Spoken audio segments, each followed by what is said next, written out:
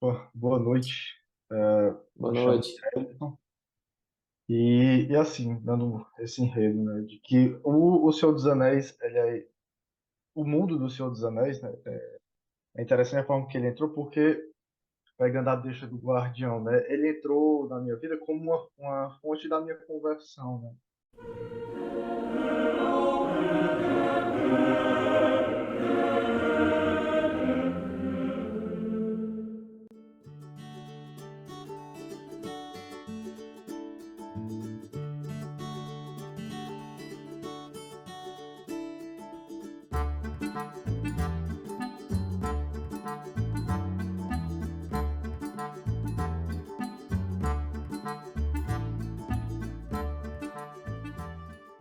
Senhor dos Anéis e Padre Paulo Ricardo, com o curso dele, vieram juntos, assim, de mãos dadas. E aí foi aí que eu conheci o mundo do Senhor dos Anéis e tô até hoje aí acompanhando. Eu faço parte aí do grupo que o Júnior montou, o Salão de Fogo, e é onde a gente justamente tem essa rede de amizade de um tema, mas que a gente consegue se estender um ao outro, né? Corações Uhum, partilhando aquilo. Eu tenho até uma frase que eu acho bacana, de que a gente tem que ter atenção com o livro que está lendo, porque o coração do autor está ali. Tudo que ele queria passar está ali. O sentimento, como você disse, né? Não é besteira o que ele colocou, porque é o coração dele uhum, que está ali no livro. E a minha pergunta e até comentário é o tipo de pergunta que eu faria para o Júnior se fosse um encontro mais fechado, mas uhum, aproveitar a deixa aqui do Sérgio, ele tem essa bagagenzona também, e juntar vocês dois aqui, que é a figura peço perdão se eu falar o nome dele errado, Haldir, né? Haldir, né? Haldir, né?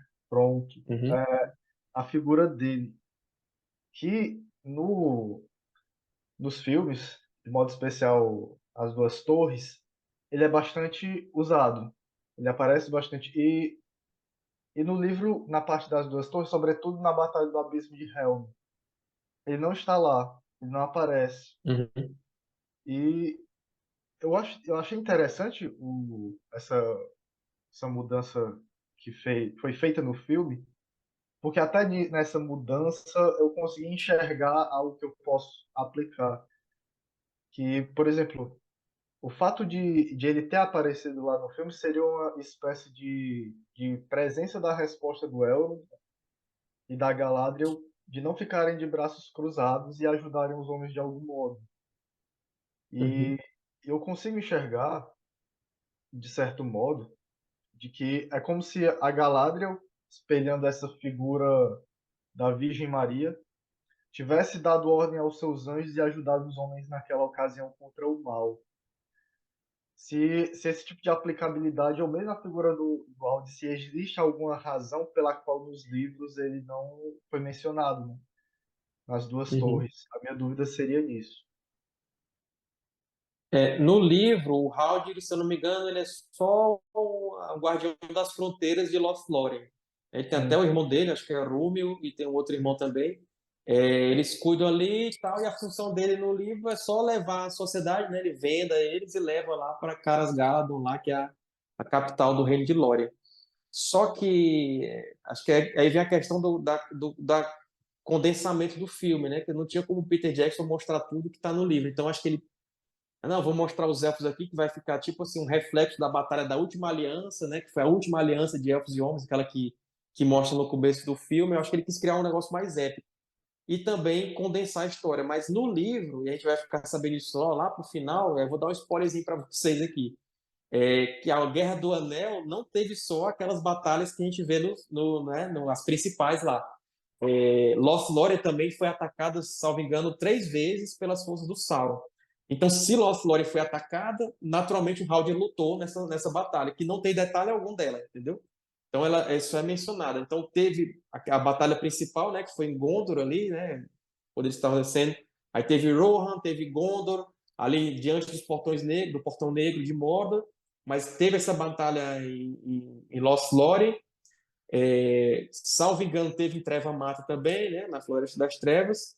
E teve ali em Erebor, ali na Montanha Solitária, né? A montanha lá do Thorin, que depois passou por dar em Pé de Ferro. Então, teve batalha lá também, né? E lá houve uma aliança dos Homens de Vale com os Anãos de Erebor.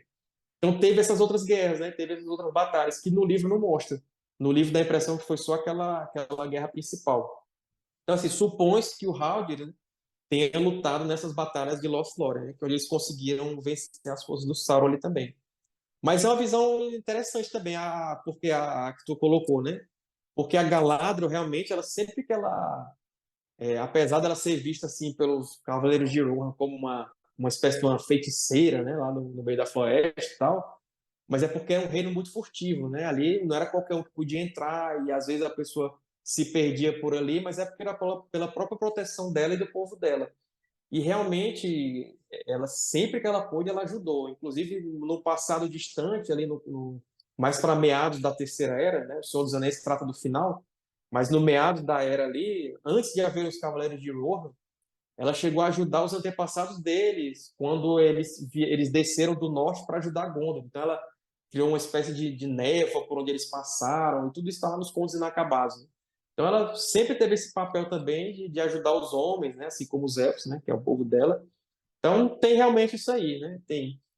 O Peter Jackson ele chegou ao ponto de que ele queria colocar a própria Arwen como guerreira ali no abismo de Helm. Só que aí, quando os fãs ficaram sabendo na época, eles reclamaram, brigaram e tal, e aí ele foi obrigado a tirar. Mas tem até se procurar no YouTube, Arwen, a Helm's Deep, dá para ver lá um pequeno trechinho lá dela lutando, né? Que não tem no livro também. Então, assim como não tem a Arwen cavalgando lá e salvando fogo, né? Ali é a função do Glorfindel. Mas é isso. Então, minha resposta para ti é essa. É o que o Peter Jackson conseguiu colocar, o que ele tirou, e que no livro tem mais do que ele mostrou lá na tela, né? Do cinema. Bom, temos tempo para mais uma pergunta, tá certo? Quem tem ainda aí alguma colocação, alguma pergunta a fazer, pode fazer. Eu. Vai, Paulo. Boa noite. Deixa eu. Boa noite. Iniciei na leitura agora, né, nesse mundo tolkiano, e estou curtindo muito. A minha dúvida é, a gente no grupo, a gente determinou os capítulos por mês, e aí a gente está no 10º capítulo. No 10º capítulo, termina o Gandalf, né, encontra o Sauron, ou Saruman, conversa com ele e tudo, e aí eles vão embora, termina tudo, e tem as árvores, né, os entes, que se despede, e eu fiquei com dúvidas sobre ele dar tchau para os hobbits e fala sobre se eles tiverem notícia de alguma ente esposa para eles contarem. Eu fiquei na dúvida. Fiquei tão ali na torcida, eu gostei pra caramba deles. Aí eu queria também saber se eles conseguiram achar a ente esposa e quem são os entes, assim, se fosse passar para cá, né, para o nosso mundo, quem eles representariam também. E uma terceira dúvida, se esquecer, eu falo de novo. Mas depois me ajuda que eu vou esquecer das perguntas. Aí uma terceira dúvida é sobre os hobbits, porque nenhum povo conhece ele, tipo, ninguém ouviu falar sobre eles, tem algum porquê de... Tipo, todo mundo sabe quem são os elfos, os anões, os homens, mas ninguém ouviu falar sobre os hobbits. Essas três aí, mais ou menos. Tá. A primeira é dos entes? Das entes esposas. Bem-vindo ao clube, né? Ninguém sabe o destino delas. Isso aí é um dos mistérios que o Tolkien deixou, né? Assim como as asas dos Balrogs, quem é Tom Bombadil e tal. Só que a gente pode especular, né? Numa carta, o Tolkien falou, estava até lendo essa carta por causa de outra coisa. Olha, a providência divina atuando aí. E aí, nessa mesma carta, ele fala das entes-esposas, né? Ele fala que realmente, provavelmente, que elas foram dizimadas, né? Nas guerras do Sauron com os elfos no passado, elas viviam nas Terras Castanhas, é como se fosse ali entre Gondor, tem as Montanhas Brancas em cima de Gondor, mais além para cima, tem para a esquerda, assim, imagina o mapa da Terra-média, para a esquerda tem Rohan, para a direita, para cima tem a Treva Mata, Floresta das Trevas. Aí, entre as Montanhas Brancas e Treva Mata, tem as Terras Castanhas. Diz que ali é onde elas viviam, e essa região que foi palco das guerras do Sauron, né, contra os elfos no passado, e Sauron tacou fogo ali, e aí elas foram destruídas juntas. Porém, aí o Tolkien abre uma pequena possibilidade, né, que elas tenham fugido para o leste. Ele diz isso, pode ser que elas tenham fugido para o leste, mas o provável mesmo é que elas tenham morrido. Então fica meio dúbio aí. Inclusive, ele cita até um aspecto que elas poderiam ter sido usadas apenas para a agricultura, porque elas que mexiam muito com pomares e plantações e tudo, então pode até ser que o Sauron tenha usado elas aí para plantar coisa para eles lá, tipo como se fosse escravidão mesmo, né? Mas o mais provável é que elas foram destruídas. Agora, alguns anos atrás, acho que uns 5, 6 anos atrás, surgiu um cara com um mapa da Terra-média que, segundo ele, tinha o pai desse cara. Aí ele tem uma história lá, né? Isso é a Tolkien Society que divulgou, se não me engano. E nesse mapa que ele tem uma marcação assim, tem uma terra chamada Dorwinion, que fica mais para o leste ali, para cima de Mordor. Assim, tem o rio rápido que corre da montanha solitária ali, da montanha do Bilbo, né? Da aventura do Bilbo. Tem um rio que desce. Lá no finalzinho dele, se tu for procurar no mapa da Terra-média, lá para baixo mesmo tem assim um montinho de árvores chamada Dorwinion, uma terra lá, chamada Dorwinion, a terra do vinho. E nesse mapa que o cara disse que o pai dele conheceu Tolkien, tem uma caligrafia onde o Tolkien disse: aqui estavam as esposas. Então, assim, mas só que ninguém sabe a veracidade dessa história, né? Se o Tolkien realmente conheceu o pai do cara e disse: não, elas estão aqui perto de Dorwin. Então, fiquem abertos aí. Então, beleza, resolvido as esposas. O segundo segunda dúvida, quem seria. Não, qual é? Também não lembro, não. Ele perguntou a aplicabilidade dos entes na nosso. Tá. Os entes, na verdade, eles vêm da paixão que o Tolkien tinha pelas árvores, né? Ele vingancinha contra o homem não, mas assim uma forma de mostrar que as árvores também têm vida e que não deveriam ser cortadas de qualquer forma, porque tem várias cartas do Tolkien onde ele fala assim que hoje em dia, o próprio Tolkien fala isso, né? Hoje em dia muitos animais têm defensores, então qualquer coisinha que você faça com um animal vai surgir um monte de gente dizendo: não faça isso com os animais, não é assim. Só que para o Tolkien, isso é tão importante você defender as árvores quanto esse pessoal que defende os animais. Então, o Tolkien tinha uma paixão assim incalculável pelas árvores, né? Ele achava que você cortar uma árvore era um dos maiores crimes que a pessoa podia fazer. Então, acho que vendo isso, ele resolveu criar os pastores das árvores, que era como os entes eram chamados.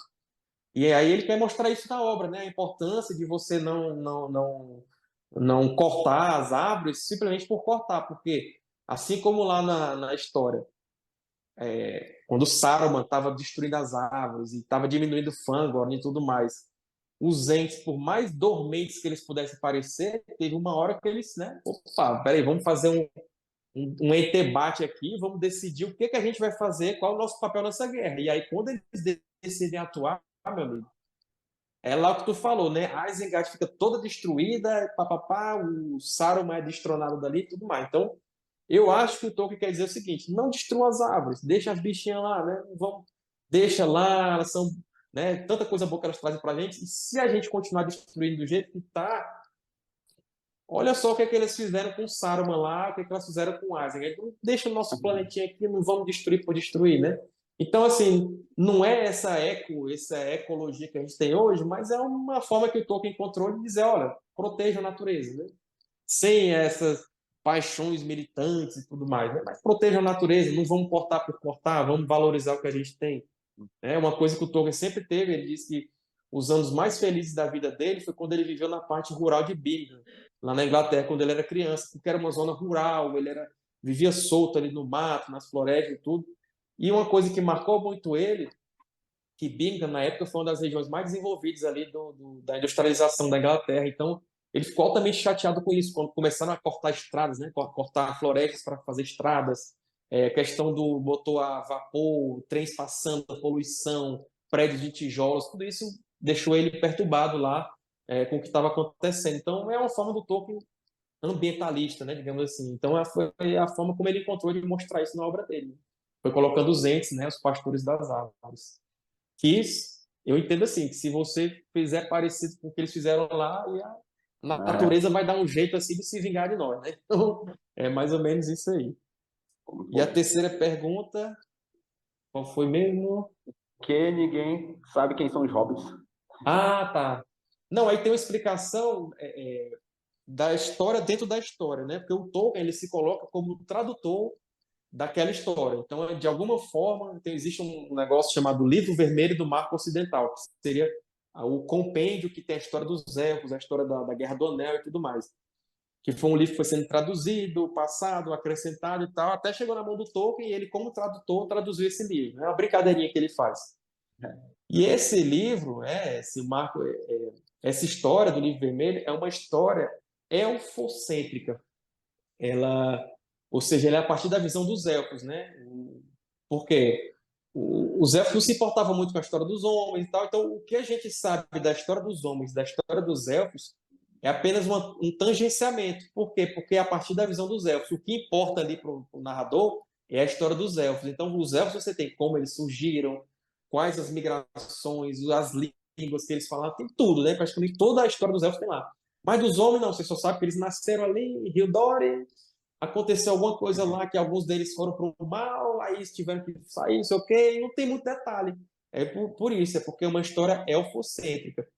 Agora, dos hobbits, você até tem, né, muitos detalhes ali no prólogo, é, fala de onde, assim, não fala a origem dos hobbits, mas fala o registro mais antigo deles, que foi ali na Terceira Era, quando eles viviam ali do lado direito, ali no lado leste das Montanhas Nevoentas, aí migraram para Eriador, aí fundaram o condado e tal, não sei o quê. Então isso tem, mas por que que tem?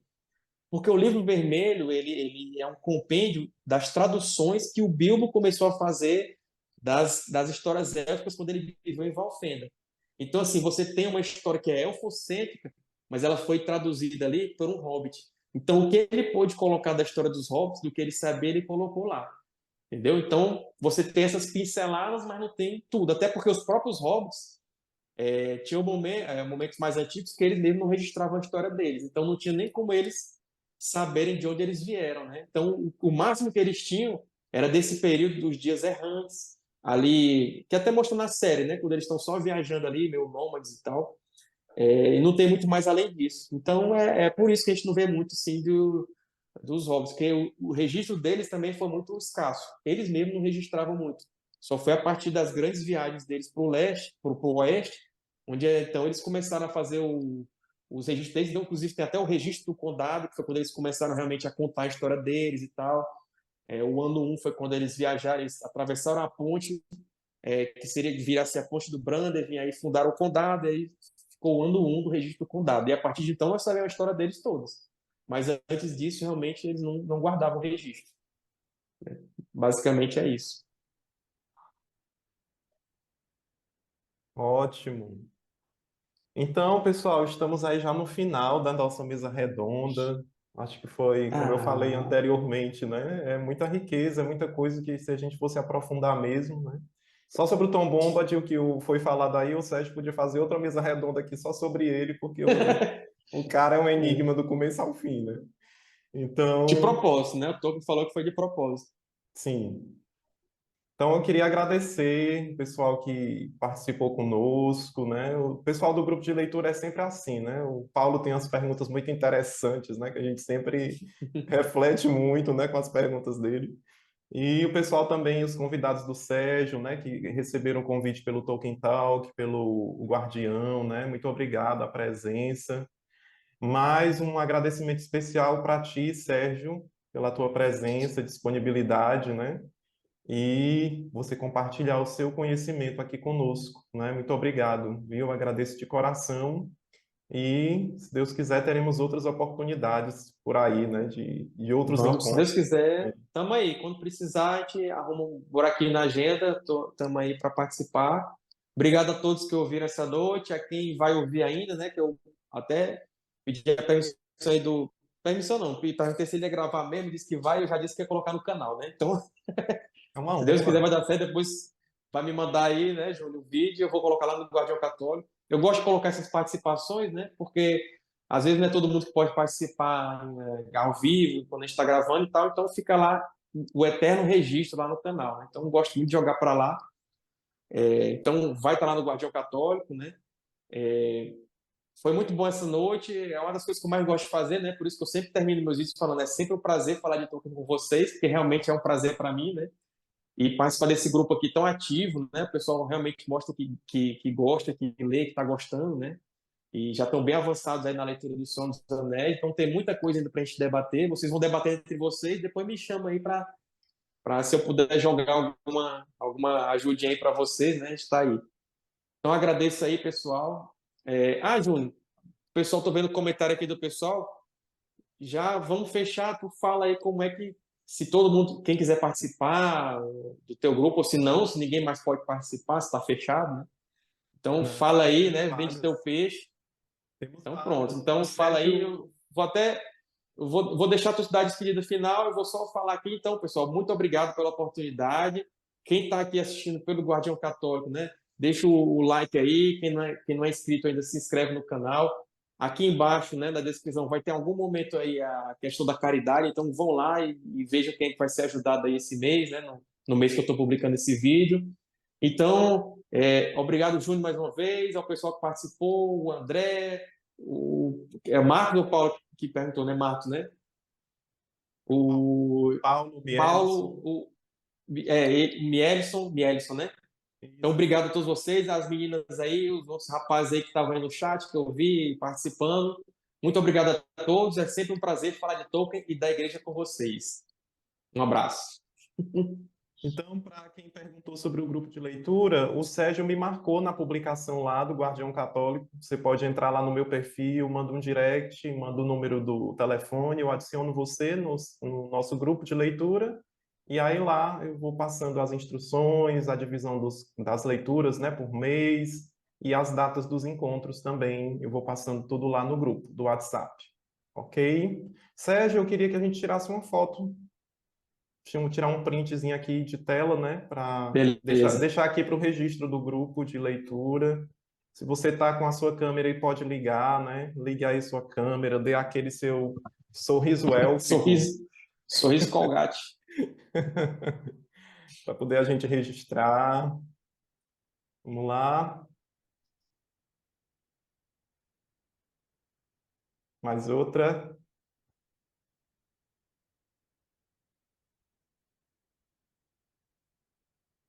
Ótimo. Muito bom, pessoal. Obrigado pela presença de todos. Que Deus os abençoe. Sigam lá o Tolkien Talk, o Guardião Católico, se você ainda não segue. Vamos dar essa forcinha também para os canais. Muito obrigado, viu, pessoal do grupo de leitura? Próximo mês a gente se encontra. Um abraço. Valeu.